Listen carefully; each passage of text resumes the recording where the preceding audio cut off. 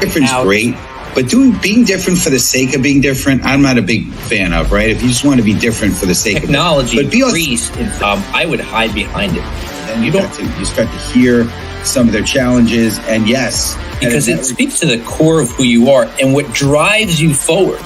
Because what makes you different is what drives you.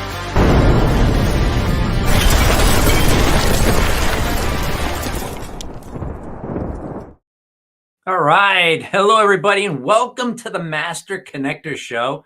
I'm your co-host, Rob Genovese. And look, we are coming at you every Wednesday, 1 p.m. Eastern Time, always with amazing guests. And we were just backstage before the show was starting and talking about all the amazing guests that my co-host Steve Spiro brings on. We are booked well into 2025. With great guests who are accomplished in many different areas. I mean, the people we have on, they're the cream of the crop. They're speakers, they're TEDx speakers, they're authors. They're well accomplished, and they're here to teach you, according to their expertise and experience, how you can level up on what you do. And most importantly, so we can connect with one another, because that's what we're all about here on the Master Connector Show. If you want to see more of what's happening in the future, go to masterconnector.show. That's the URL. That's our website where you can see what's coming up. We've got, like I said, guest after guest after guest every single week. Only the best bring to you. And, we also offer sponsorships for the show. And today's show is sponsored by our buddy, Russ Hedge. Russ Hedge, he is going to help you transform your business. He's going to help you connect to new customers, because this is what he does. He's a great friend of the show, and he sponsors episodes. So we appreciate you, Russ Hedge. Go to russhedge.com to find out more about how to get in contact with him to transform your business. And if you do want to sponsor an episode, like I said, go to masterconnector.show, go to sponsor an episode, and you can hit us up over there to learn more about how that happens. So listen, Steve and I, we are two former shy guys. So if you're shy, you can win. We are two introverts. If you're introverted, you can win. We come a long way in our journey and a long way to go. But our paths started out about 26 years ago when Steve and I, we were mentored by some of the same mentors and coaches, learning about business. Steve already had a successful ad agency. He was already very successful in the martial arts. I was hoping to be successful at something someday, so he had a leg up on me. But, we came together and we always had a good chemistry together. Our paths diverged over time, but here it is 26 years later. We came together a few years ago through networking, right? Because we want you to be networking, meeting new people. And we discovered, hey, let's do this together. So here we are today, and help me bring him to the stage, the Master Connector, Mr. Steve Spiro. What's up, Steve? What's Rob G? How you doing, sir? Great to see you. It's amazing. 26 years. You're right. I mean, just unbelievable. And I look back and who we were then and what we're becoming today, and it's just incredible. So so blessed to have you as a partner and co-host with me as we bless many people today and speak about that a lot on every show, but in particular, it's going to really be the focus of today. But what's going on, friends? Steve Spiro, the Master Connector, coming at you live and direct. Listen, if you're on the show here, we want to hear from you. We want to know what city, state, country you're from. We want to know what you do. I mean, this is the Master Connector Show, so it's all about connection. So if you're on, let us know. Make sure you're in the comments. We believe you could be on here and connect with each other, right? Don't just get on here just to show face, but make connection, right? That's what it's all about. So want to hear from you. We're also going to ask for your participation. We believe in LinkedIn participants, not LinkedIn lurkers. So make sure you're in the comments and participate with us as well. But here's a major question today, right? Why help others? Well, personally, it's a question I love addressing when I speak on stage, because it strikes at the heart of what makes and what it really means to truly connect, right? Again, Master Connector Show, right? I'm the Master Connector, they say, right? But helping others isn't just about the immediate impact you make in their lives. It's about how that kind of kindness can ripple back to you in both the near and the long term, right? I wrote a post today and was talking about how the ability of you can just help one person. And One of the folks in my network, talked about the starfish story, right? And he talked about how there's a young boy. There's the story as it goes. Young boy walking on the beach, and actually, he's an old man walking on the beach, and he sees a young boy at distance throwing stuff into the water. And as he approaches, he's wondering what's this kid doing. And as he approaches, he notices thousands of starfish on the that washed up on the shore or whatever. And he goes to the young boy, and he's like, what are you doing, boy? With his skeptical attitude, kind of sour puss on his face. And the young boy is like, well, just throwing the starfish back. And he's like, well, what possible difference is 1,000 of these suckers, tens of thousands? What difference are you going to make? And the young boy, in his innocence, bends over, picks up a starfish, throws it back in the water. And he said, I made a difference for that one. And, like what is one life worth, right? And if you could touch the life of one person, what's that ripple effect? So, people often face obstacles they can't clear on their own. And by stepping in to assist, you become a catalyst for their breakthrough. And, when you help someone overcome a challenge, you're building a bridge of trust and creating lasting connection. In doing so, you also planting seeds for future opportunities that may benefit you down the line. I don't know about benefit down the line. It definitely has happened to me, but just by planting good seeds, you get a reward back. You get, you sow good, you're going to get back good. And, I believe you get it pressed down, shaken together, overflowing, in major abundance. One of the greatest rewards in life is knowing that your actions had lifted others, whether personally or professionally. And the truth is, people don't remember us for our titles or accolades. They remember us for how we help them. Being there for others isn't just our moral duty. It's a long-term strategy for building meaningful relationships. Ultimately, the legacy we leave behind is defined by the ways we impacted others and helped others, on their journey. So if you're ready for my man, Mr. Rob G, to introduce our incredible guest, type in the comments, #let's go, and I'll turn it over. All right. Thanks, Steve. Boy, that story gave me chills. I've heard that story before, but when you just said it, Steve, it just gave me chills. It's wonderful. So listen, let's jump right to it, everybody. I hope you're tuning in. I hope you got your ears on. Put away your distractions because listen, Rich Salon is a human resources leader and career transition coach. His expertise and understanding of career transition comes from helping people with their careers, overlapping with his contributions in the HR world for over 25 years. Rich was named Hero of the Economy by CNN. He's authored 2 books, Career Trust and Unleashing Your Career. He holds multiple leadership roles within Rotary International and was awarded the Distinguished People of Action Award. Following his retirement, Rich will become a wish granter for adults diagnosed with terminal illness. Fantastic. Please welcome to the show, Rich Salon. What's up, Rich? Thank you, Rob, and thank you, Steve. And first and foremost, congratulations on the continued success of this program. The two of you are absolutely making an impact on the lives of others. So keep up the great work. Appreciate it, Rich. And so are you. I mean, that mission of what you have at the end as you retire is phenomenal, right? It's incredible. So it's all about helping others. And that's what we're going to talk about today. And so I want to jump right in here, Rich, with the first question. And so community, type in #helping because, we're participants here. So we want you in there. So the question, Rich, is, why is helping others such a powerful way to create lasting connection? Yeah. One of the chapters in my first book, I titled Titles Are for Tombstones, because, we don't think about death every day. However, what we put on our tombstone will be our title, what we did. But after people walk away from our tombstone, after we've left, people will remember us for what we did. What was our contribution? How did we make others better? How did we help people in a pinch? Look, each of us gets to, frankly, choose our attitude. We can choose to be optimistic. We can choose to be pessimistic. We can choose to be a saint, or we can choose to be a jerk.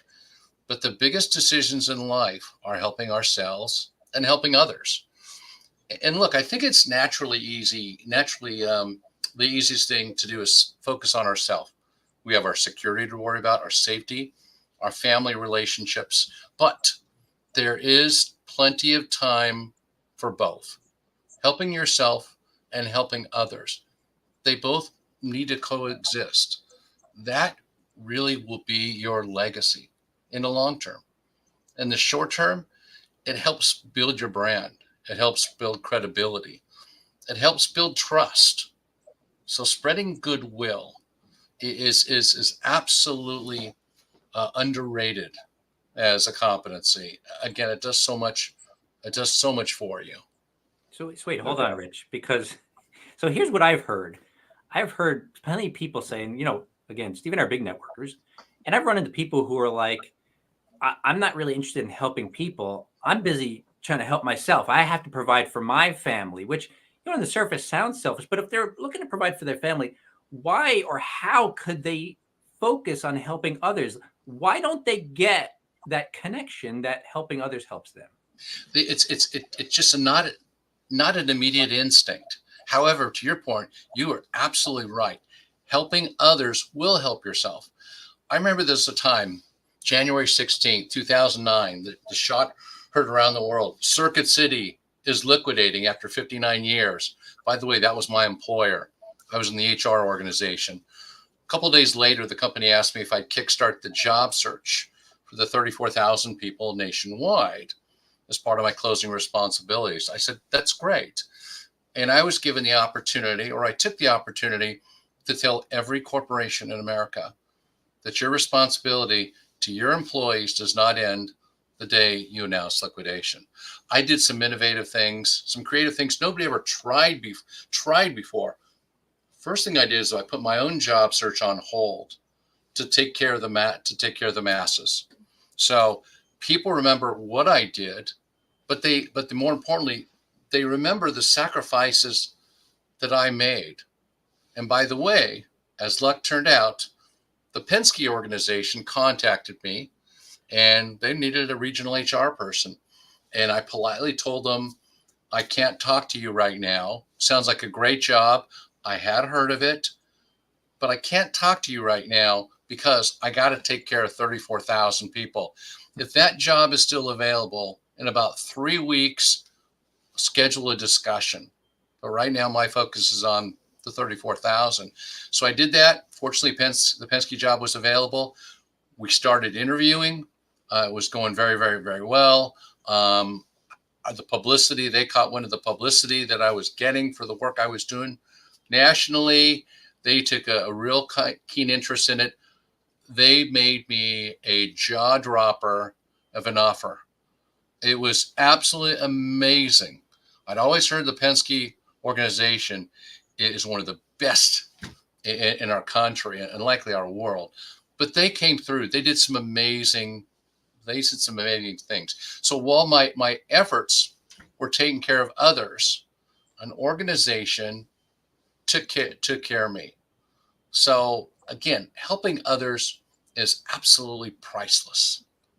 No doubt. Yeah, I heard it said, when you do pass, and you said a lot of amazing things, but the one that struck is the kind of your legacy, right? And when you pass, two things when they do make your tombstone, what's in that dash, right? When you were born, when you passed, what's that dash, and what did you do during that dash? And then also the other piece of it that I think about a lot is, we don't have kids, but what are you passing on? Are you passing on things or money, or are you passing on, your legacy and what you did and how did you impact people and the lasting impressions that you've had on people? To me, that's true legacy. And that's all about helping other people. But before we get further here, I want to just acknowledge I had to go onto my device because we get notified who's on here with us. So John Braden, I want to shout out. John is on with us here. And of course, Yolanda Chin. I'm seeing zeros, like nobody participating, but I'm like, how's that possible, right? Yolanda's on here. She says, let's go. And John's let's go as well. And it's great having you guys on here. I just wanted to take a minute to shout you guys out because we appreciate you guys being on here. And I know there's a bunch of others. Listen, if you're not in the comments, we don't know you're on here with us. You might be watching, but we don't know. So get in there and participate with us. But anyway, good stuff. All right. Well, let's keep it rolling here. I want to talk about, challenges or obstacles, right? We all go through stuff, right? We all have, I heard that, the word success, right? Rob talked about winning, right? Success. The first 3 letters of success is suck. You got to go through the suck before you get to success, right? So we want to talk about obstacles. So community, type in hashtag obstacles. But here's the question, right? How can helping someone clear their obstacles also open doors for your own growth, for our own growth? Absolutely. So I was at the Home Depot, and my boss asked if somebody would be willing to overhaul the compensation program for the company's distribution center employees. And my hand went up immediately. It was a great challenge. I believe we needed to overhaul it. And the proposal that me and my comp analyst buddy had come up with was very, very different from anything the company had ever seen. And a lot of people told me that I was crazy. A lot of people told me I was putting my career on the line for proposing it. And so I socialized it to key individuals and helped them understand why I think this would help the organization, short term and long term. Again, I had critics as well. But when we finished the plan and proposed it to the regional directors, okay, they climbed on board. And then their boss, the vice president of distribution services, he gave the green light. We had to work it up the chain, including Carol Tomei, our CFO at the time, who was awesome, Dennis Donovan, head of HR, and Bob Nardelli, the CEO, chairman, and president, had to sign off on this proposal. The cost was an additional $500,000 that was not budgeted, and it was a very unique time in the company. And again, I had people saying, "Don't do it, don't do it. You're putting your career on the line." But I went for it, and we got it approved up the line. And I kept in touch with Home Depot people over the many years, and people said, "We remember you for a lot of things, Rich. You did a lot of great work, but getting that compensation plan over the finish line, rolling it out, it has been an absolute game changer." So I appreciated the compliments, but for what it did for me as a person, reaffirmed I need to continue to stick my neck out when it's the right thing, when it impacts others. In that case, making the job of the distribution center managers, assistant managers, and all the employees by giving them a more competitive compensation package, it made sense. So I literally helped thousands of people by sticking my neck out. There was a risk involved, but sometimes you gotta go for it. Look, a lot of people wouldn't stick their neck out, right? Because they feel like if they stick it out, it's going to get chopped off. And so there's a fear there, right? But I think at a very basic level, all of us can offer value to other people. And we do live in this value economy where people don't buy until they feel like they've gotten enough value where it makes sense to buy. And so one thing that I learned while networking, Rich, was, to expand on what you're talking about, when I was networking and I was unknown in the branding industry, I was not known as a brander yet. People didn't know who I was. But every time I got on a call with somebody, on a Zoom call, my whole goal was not to sell them. It was to get to know them and what they do. But I always left them with a lot of value, branding wise. Here's how I can help. Here's what I see. And I would give them something. You know what it did? My name got passed around. People would go, and I wasn't in the room. People would be in these networking rooms and they'd go, "Hey, have you met Rob Genovese yet? Yeah, you need to go have a face-to-face with him." So my name was getting passed around without me having to go, "Hey, would you meet with me? Hey, would you meet with me?" Which I had been through years before with no success. And when I got out with people, they were so eager to meet with me and they had no idea who I was or what I did.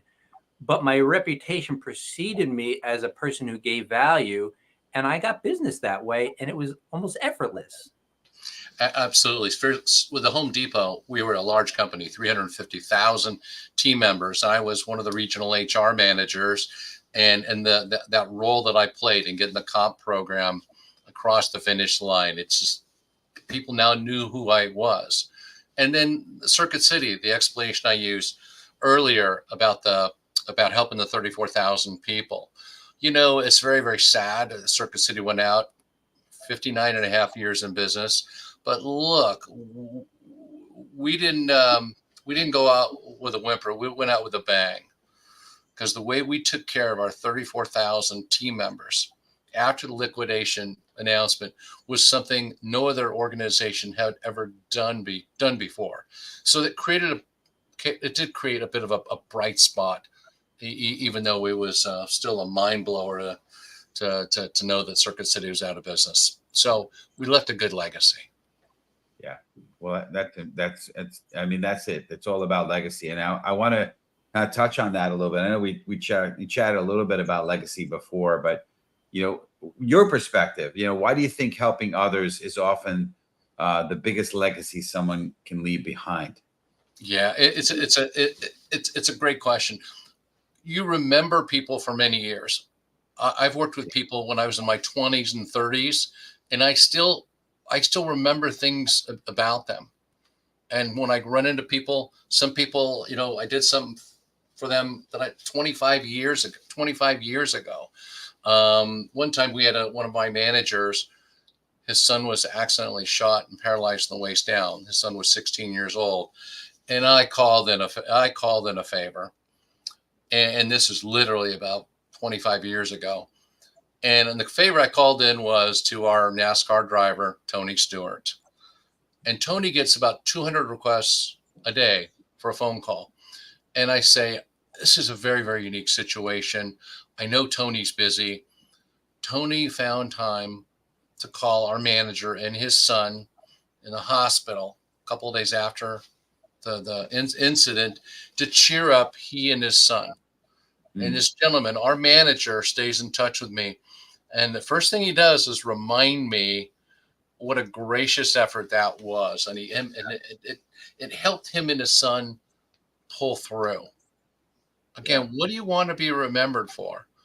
Look, for me, I'm proud that I've written 2 books and I've helped great companies, move the needle, and I've been able to move the mountains. And through the Rotary organization, we're doing some phenomenal work. I don't mind saying, but my legacy will be helping people diagnosed with a terminal illness, adults, not children, because Make-A-Wish takes care of the kids. I'll take care of the adults.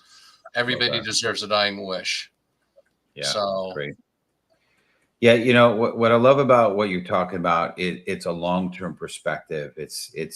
And we live in a world today, and you guys, we all have. I mean, before I shaved the head, I had gray showing, so we all have some age on us. We have some skin in the game and in life, if you will.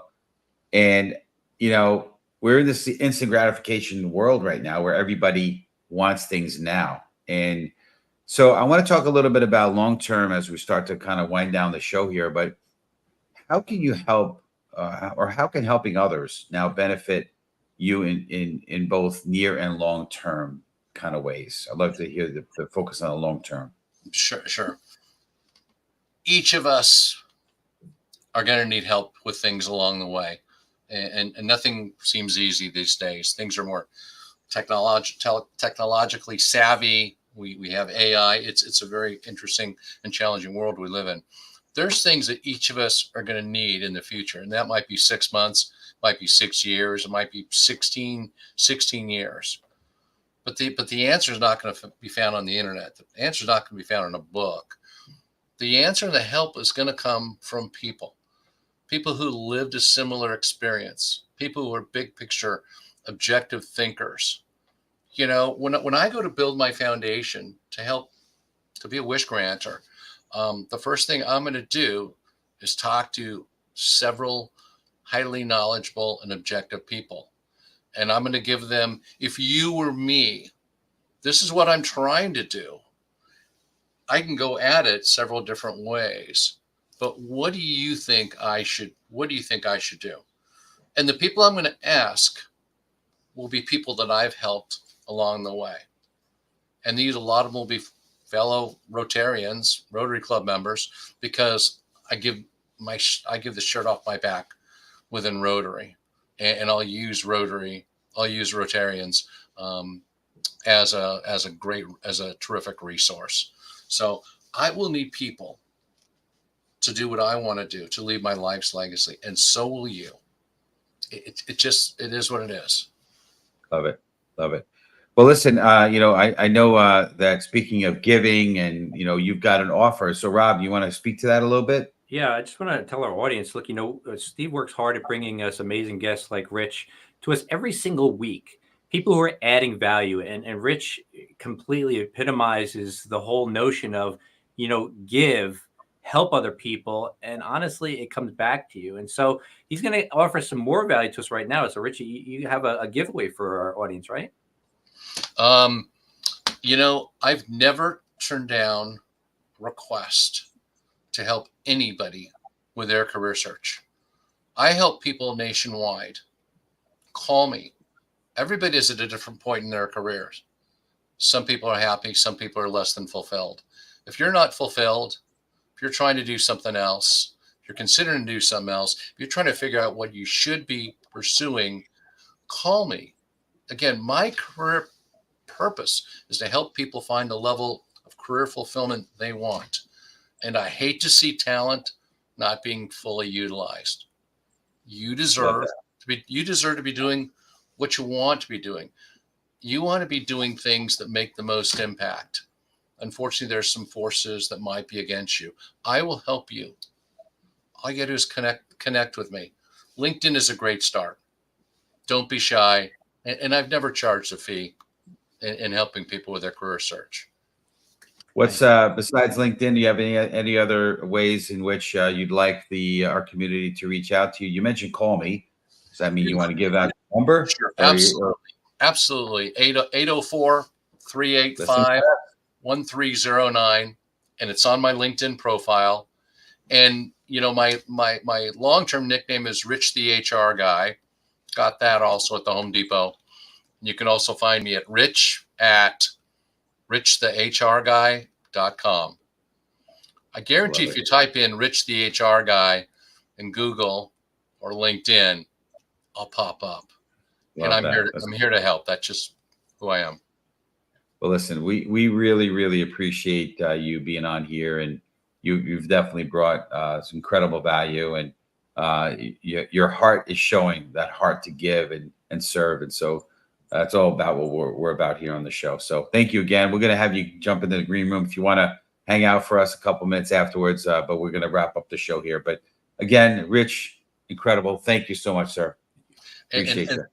And thanks to both of you. You guys are doing awesome work and hosting this show every week. Thanks, Rich. Appreciate you.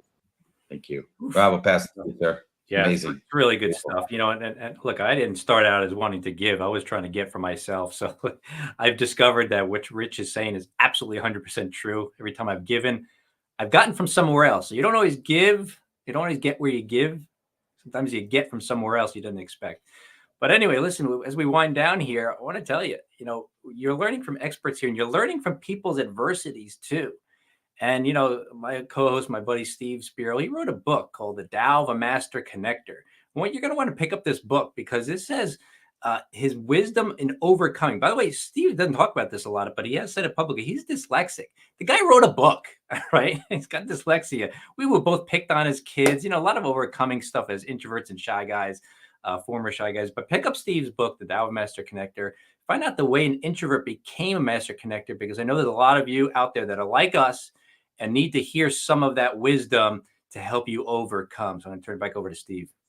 I appreciate that. Yeah, it's crazy. And thank you for pointing that out. I look at obstacles as an adversity that will give us other opportunity as well. You make great things out of it. My dyslexia, I didn't write the book, by the way. It was transcribed videos. So that was my workaround. I did a little bit of writing, but listen, it allows us to be creative. In my case, the dyslexia maybe helped me be creative to be able to figure out, okay, what's going to be the best way to overcome this. And I think it's been one of the biggest blessings for me, and my introversion, my dyslexia, all those things. So, but appreciate you big time. And so we're excited because next week will be episode 182. And it's going to be Wednesday, October 2nd, as we move into a new month, with an incredible guest, Roderick Jefferson, on the 2% mentality. So check it out. Same bad time, same bad channel. You don't want to miss it. And obviously, if you're interested, as Rob said in the beginning of the show, if you're interested in learning more about the episodes or learning how to be a sponsor like our friend Russ Hedges, which, by the way, I'm going to see Russ in a few weeks. He's coming to the city, and I get a chance to meet him in person for this, which is incredible for me because we've known each other for quite a while and virtually, but now we're going to meet each other personally. So it's going to be pretty incredible. But go to masterconnector.show to learn how to be a sponsor, as well as about future upcoming episodes. And Rob's right, we're booked out all the way till June of 2025. It's crazy. We just need to update the site, but we're getting there. So anyway, I want to close with a few things. I thought here, right? So during the 2010 Haiti earthquake, a young engineer named Fritz Pierre, I think, Luis, if I'm saying that right. My French friends here, don't write me letters. Don't hate me.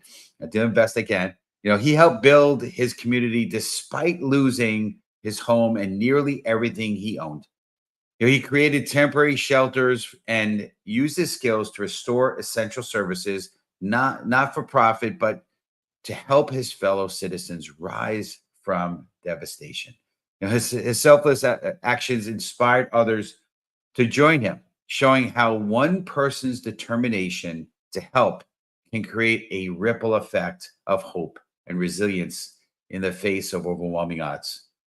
Listen, folks, it's our turn to be that light, to be the inspiration to others, to help others, to stick our hand out and pull people up. Don't try to push them down. Let's pull people up. Let's be that light.